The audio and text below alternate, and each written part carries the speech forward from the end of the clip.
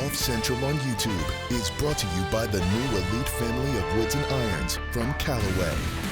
Opening round of the LPGA Tour's first major of the season, and last year's 54-hole leader Hei-Ran Yu tying the low round of the day today. 7 birdies on the card, including that on the third, to set the pace with a bogey-free 7 under 65. The early wave capitalizing on the earlier conditions at the club at Carlton Woods. Ultimately, the first round of the Chevron Championship was suspended at 7:25 p.m. Eastern Time due to dangerous conditions. So you've still got 24 players out there unable to finish their first round. They'll be heading out early tomorrow morning. But you can see it is Yan Liu and Hei-Ran Yu who are tied at the top with a 2-stroke lead right now, opening round at 65.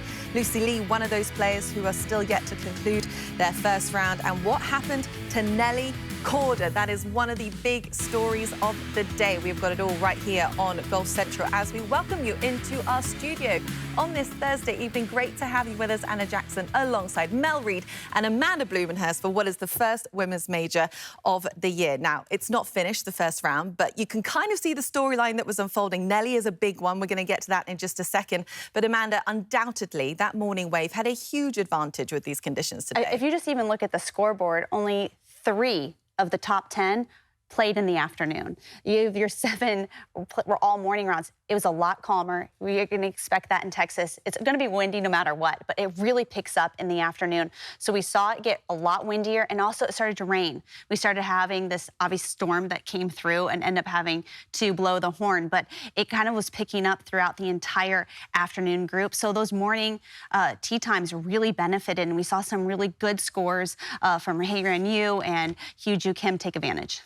Yeah, we did, and I felt like, you know, this is one of the longest golf courses that we've played in major championships, and along with the weather conditions that we've had and the wind that you just alluded to, it was very challenging. And I think that if you got on the wrong side of par, it was very difficult to pull that back. But certainly if you got on the right side of it and you started to get under par early, I felt like then players got a bit of momentum and kept going. And you know, to open a major championship with 2 7-unders is pretty stellar. Yeah, it certainly is. Now, one name that you will not see on the front page of that leaderboard, that is the world #1 and defending champion, Nelly Korda. It was a quite uncharacteristic day for her out there today. 5 over 77, not what we were expecting. This is some of the tough moments out for her. She was 3 over after 3 straight bogeys. That was on the 6th. She missed that, dropped to 4 over for 4 straight bogeys. We now find her on 10, Amanda, trying to rally back. Well, and that was kind of just the case all day. It just really seemed like she wasn't able to get a ton of momentum. When she would finally hit a beautiful shot like this on the 10th, you think, okay, this is it. She's going to turn it around. Everyone can kind of start off a little sluggish, have some missteps. Let's see if she's able to convert, and she just does not do it. She hits it a little bit too firm on the high side, and a really missed opportunity. Yeah, she stayed there at 3 over. A couple of holes later, we find her on the par 3 12th, Mel.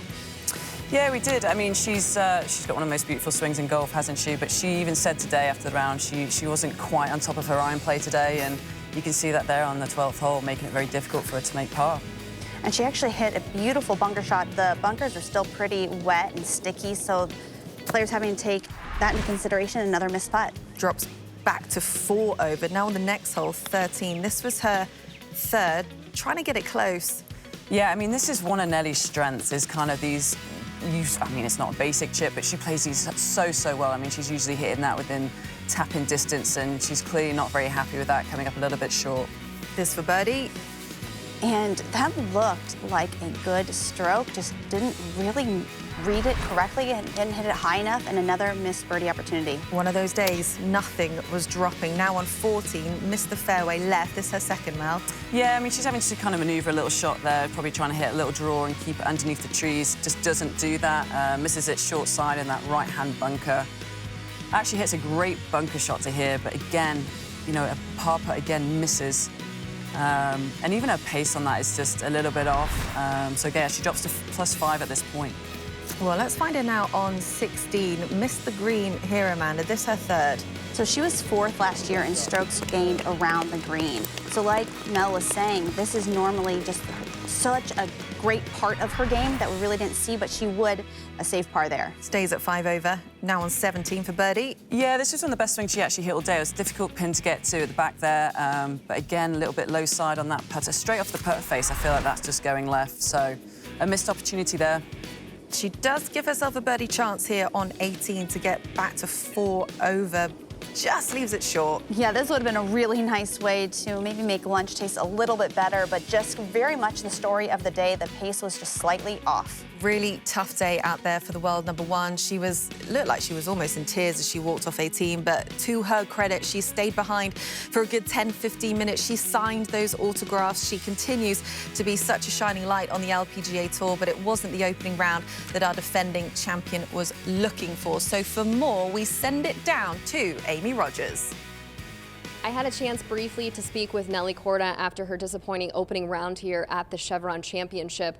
When she stepped out of scoring, she looked as though she was on the verge of tears, but to her credit, she did stop and speak with a few of us in the media about her round today. She said that she just didn't hit it well, that she needed to put in some work. When I asked her what the biggest challenge was during the round today, she just used one word: golf, and then said that she needed to put in some practice and was going to wait and see where that would take her. So she then headed over to the practice putting green, where she met up with her caddy and her swing coach, Jamie Mulligan, where she didn't practice with the blade putter that she had used during the opening round. She was actually practicing with more of a mallet style that looked more like the old putter that she had used before. She made a switch just last week at the JM Eagle LA Championship, where she had several 3-putts over the course of the week. Out there today, she had 33 putts. So for a lot more information on this putter change and the switching back and forth, you can head on over to golfchannel.com and check out my story where I have a few more details. Korda's team did confirm to me that she is using a different putter with the hopes of just getting some putts to drop. Guys? Thanks, Amy. Good to get some more insight on perhaps how the world number one is feeling. And it's interesting for someone who is so consistent, who shines on the biggest stages. This isn't the first time that we've seen her shoot these really high scores in majors over the last 12 months or so. Just last year, you look at what happened at the US Women's Open. She shot an 80 in the opening round. She went on to miss the cut. She also missed the cut at the KPMG Women's PGA Championship last year with that second round 81. She opened up with a 69. So just to look back on those moments, it was, I mean, we all remember this, US Women's Open. She made that 10 on the par 3 12th, her third hole of the tournament, Amanda. It was just a missed shot off the tee where she hit it too far, wanted to clear the water. The bunker just got away from her, but this is where it just felt like she was in quicksand, that the harder she was struggling, the farther and quicker she was falling, because she started going so fast and ended up making a 10 by just dropping the ball over and over. And then at KPMG Women's PGA last year at Sahali, it just felt like she never got it started. There wasn't that one big number. It was just kind of what we actually remind me a lot of today, where just nothing was really going the right way, and you could kind of see it in her body language as well, that it was just nothing was really clicking, and it was putting a lot of pressure on other parts of her game because she wasn't putting well. Yeah, golf is the kind of game where sometimes you just wake up and you just don't have it, and that applies to all of us, including the world number one, which kind of is quite refreshing, I will say that. But Nelly's going to have to dig deep tomorrow if she's going to make it through to the weekend of the Chevron Championship, and every golf fan under the sun wants that to happen. So we're going to be fascinated to see what she can do tomorrow. Do not miss it. You have got second round live action of the first women's major of the year, 11 a.m. Eastern on Golf Channel, and then it picks up for that afternoon wave at 6 o'clock in the evening. Do not miss it.